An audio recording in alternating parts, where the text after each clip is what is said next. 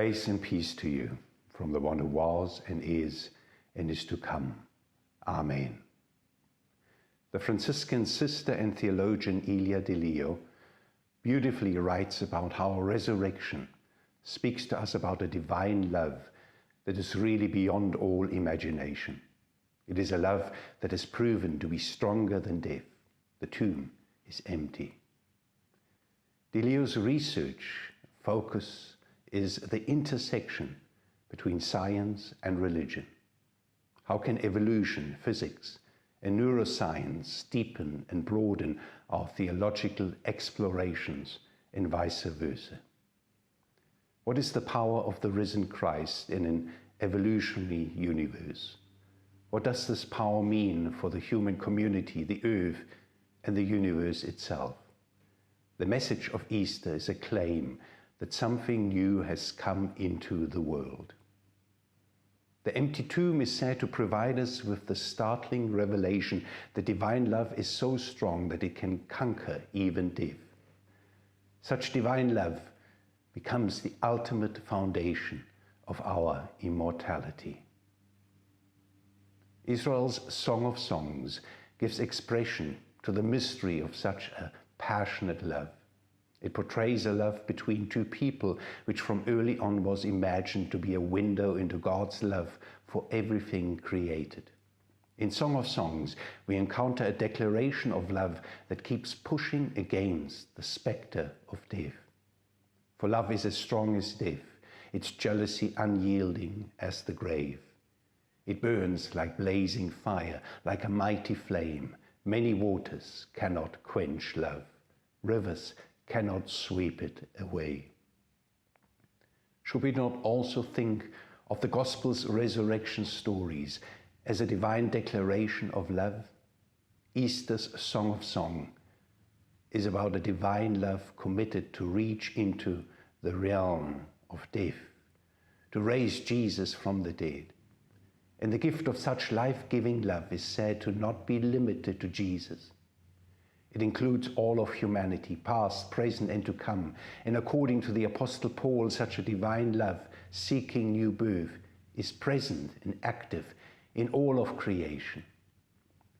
Resurrection becomes a mighty uprising against the powers of death in the name of love. Ilia de Leo describes Jesus' resurrection as a kind of big bang of divine love, filling the whole universe with the hope of resurrection, the promise of the ultimate triumph of love over death. From an evolutionary perspective, Christ's resurrection anticipates the destiny of the cosmos, a new field of divine created energy permeating the cosmos.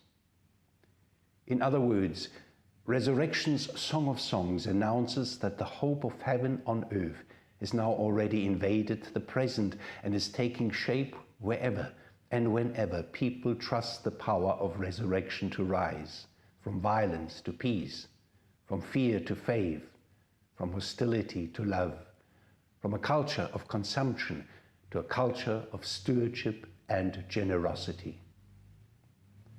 Such a vision of resurrection believes in the ultimate triumph of a divine love that already permeates the whole cosmos and is committed to bringing about a new creation.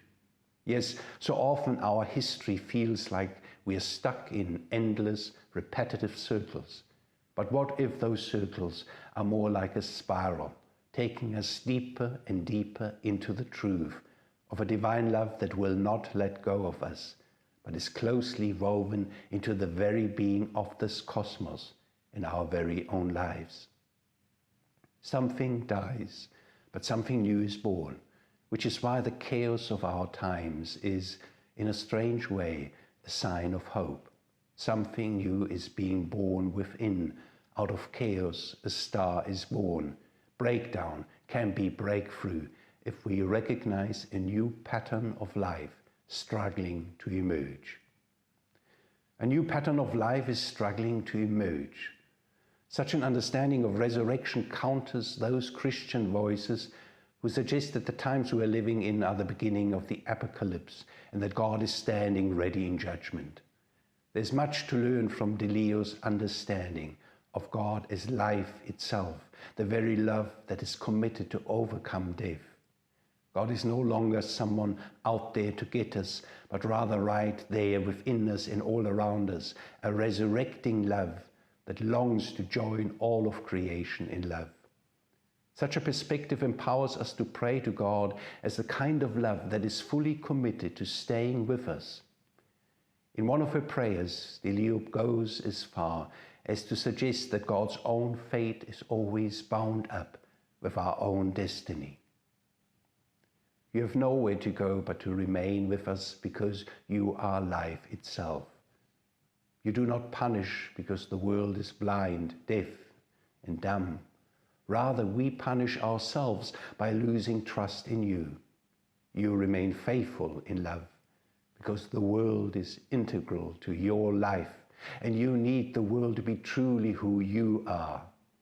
You're always present, faithful, and empowering in love.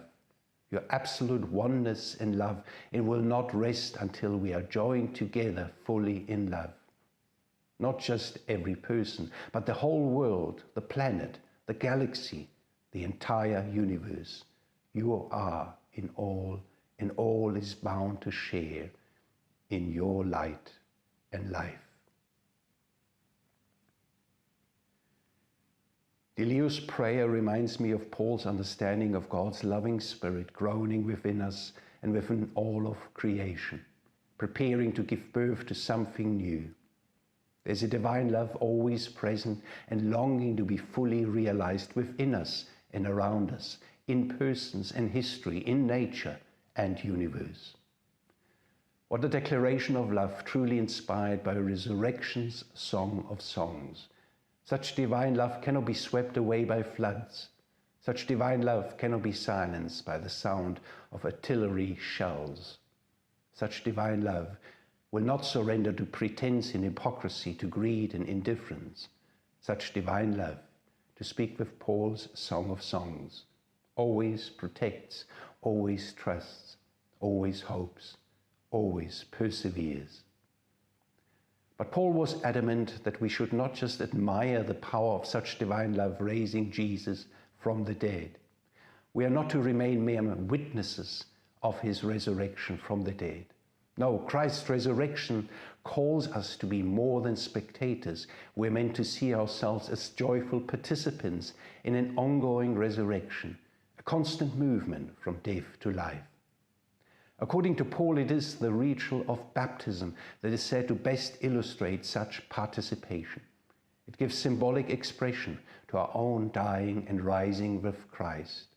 To the congregation in Rome, Paul writes, "For if we have been united with Christ in a death like his, we will certainly also be united with him in a resurrection like his."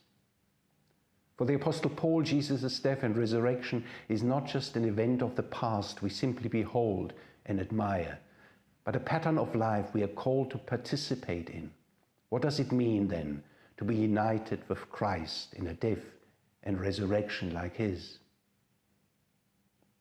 If one takes it literally, then Christ's followers would be expected to show the same commitment to a radical love that stands in solidarity with those living in the shadow of death. Such love is not only about affirming everyone as a child of God, it also includes resisting the powers of death without the use of any form of violence. And just as in the case of Jesus, the struggle against injustice and evil might ask us to even risk losing our own lives in the pursuit of peacemaking. For when, if not now, is the time to embody such peace by becoming enemy lovers, offensive forgivers, boundary crossers, and movement builders?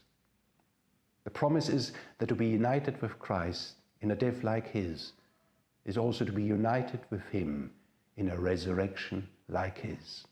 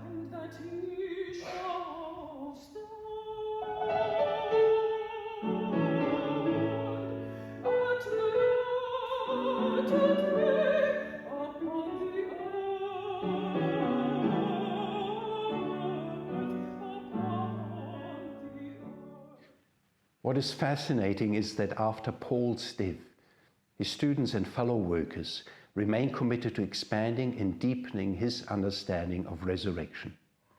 And they do so with quite a significant theological shift. Writing to the Colossians in the name of their teacher Paul, they no longer just argue for a future resurrection, but believe that through baptism we have already been buried and resurrected to new life. With him you have been buried in baptism, and with him you were also raised through your faith in the power of God, who raised Christ from the dead. What a bold proclamation! It is one thing to marvel at Christ's resurrection and sing about it. It is quite another to say the same about ourselves and to believe that we have already been raised with Christ. In other words, to celebrate Easter is not just about remembering Christ's resurrection, and also not simply to believe in our own future resurrection, but to rejoice in our own present resurrection. But what does that mean? How could Paul's students make such a daring claim? The biblical text says that we were raised through our faith in the power of God. Do they think of resurrection as an experience of awakening or transformation? The ritual of baptism would then not only be about committing to a life that is willing to risk itself for what is true and right. Baptism also points to a spiritual pattern of life that we are asked to dedicate ourselves to in the here and now. To be buried with Jesus in baptism is then about a lifelong process of dying to one's false self, of emptying oneself, of letting go of everything that is self-destructive and negating the gift of life. If one considers our present earth crisis, then such dying to the false self is about letting go of the illusion of independence and self-sufficiency, and to empty oneself of an anthropocentric worldview. Such spiritual death promises to raise us into a new fullness of life in which we cherish and celebrate being intimately connected with everything that lives. Together with St. Francis, we begin to see the brother and sister in everything created. Such a spiritual death and resurrection is about transformation of our soul. We allow ourselves to be taken to a place where we are no longer in control. Those places become tipping points, provoked by experiences of defeat, failure, illness, and loss. We acknowledge that life is filled with many small deaths. In those moments, we have a choice. We can turn bitter and blame others, or we can accept those moments of death as an opportunity to grow and be transformed by a love that is with us even in the valley of death. Or to speak with Richard Rohr, God uses the very thing that would normally destroy us, the tragic, the sorrowful, the painful, the unjust deaths that lead us all to the bottom of our lives, to transform us. There it is, in one sentence. Are we prepared to trust that? In other words, the ritual of baptism encourages us to embrace these tipping points as invitations to become more vulnerable, more attentive, more giving and forgiving. We no longer need to hold on because we are held by a larger force, a divine love that is stronger than death and determined to raise us into a new way of being in the world. In those moments, we are indeed saved. We realize that there's another way to live with our pain, our sadness, and our suffering, because divine love will not let go of us and turn death into life. The tomb is empty. Nothing can hold back spring. This is how reality works all the time and everywhere. What is able to destroy us is the very thing that can also enlighten and transform us. The literal and spiritual interpretation of baptism are not mutually exclusive, but are in fact two sides of one and the same coin. Transformation always begins with ourselves, but such renewal of our mind and heart will also put us at odds with a world that resists change and prefers to maintain the status quos based on fear, hostility, exclusion, and violence. This is exactly what Jesus experienced and why he was put to death. But if we are honest, we will notice that such resistance to change and transformation also within ourselves. We will be honest. We will notice that such resistance to change and transformation is also within ourselves. And Ilia de Leo is right to challenge us with a probing and piercing question that deserves our exploration and contemplation. If I'm afraid to die, is it because I'm afraid to live? In other words, is our inner resistance to change possibly driven by the fear to fully embrace the kind of life Christ promised to bring? Are we afraid of the kind of newness that such life would offer to us? In the Gospel of Mark, the women at that empty tomb were trembling. Mark tells us that they said nothing to anyone because they were afraid. What an unusual ending to the Gospel. What an honest insight about the fear of welcoming the power of resurrection in one's own life. What is it within us that makes it so hard to embrace life in all its fullness? What is it that makes us act in a way that is self-destructive and sabotages our very best intentions and achievements? Such self-harm and fear keeps damaging not only our fellow human beings, but also the very earth that makes life possible. Ilia de Leo rightly challenges us when she asks, have we ever considered the silent war we declared on nature in the last few hundreds years in the name of progress and development? We finally begin to understand the ambivalent effects of progress and the illusion of endless growth. But will we be able to die to those kind of ideologies that have proven to be toxic and fatal? Or will we continue to be afraid to die because we're actually afraid to live?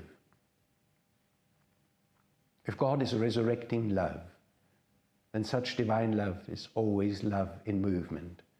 Divine love exposes the illusion of self-sufficiency, opens our eyes to the mystery and beauty of interdependence. We are all deeply interconnected, for we are all born out of the same divine love and are all created to dwell in the same love. And such love has to include not just human beings, but rivers and trees, mountains and oceans, animals and plants. It is with such vision of at oneness in mind that Ilia de Leo invites us to pray. Apart from you, we are random particles of matter struggling for existence. In you, who are the whole, we know ourselves to be whole. Each of us is a whole within a larger whole of which you are the center. When you are present, we are one, and we can pray in 1,000 different languages and feel at home together. But when we ignore you, reject you, suppress you, or turn you into an idol, we become scattered fragments of matter without meaningful life together.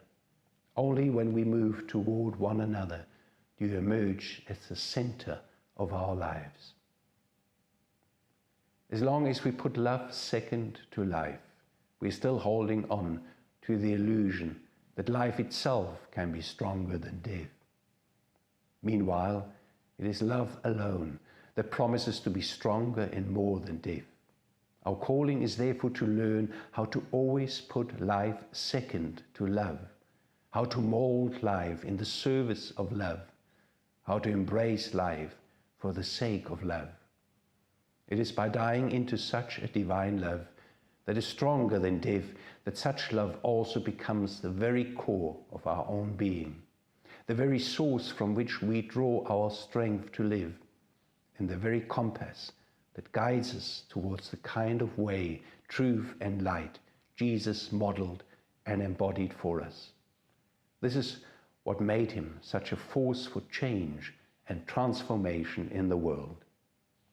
To be buried with Christ in baptism is then to be willing to die into such love by letting go of everything that stifles or oppresses such love.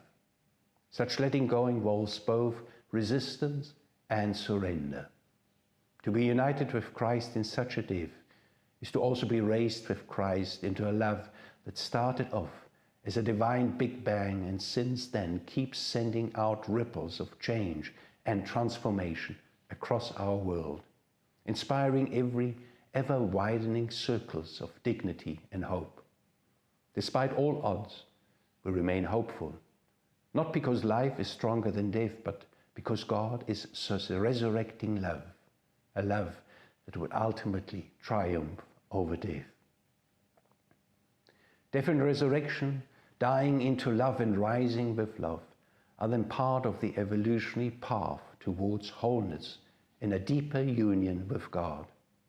They move us outward with love for the world, and they move us inward to the center that holds us all and firmly roots us in love. It is a path and movement of transformation which promises to make us more vulnerable, more attentive, and more compassionate. And so on this journey, may God bless you with the power of resurrection, Easter's Song of Songs, the deep knowing of being born out of love, of being raised through love, and being called to live into such love. Amen.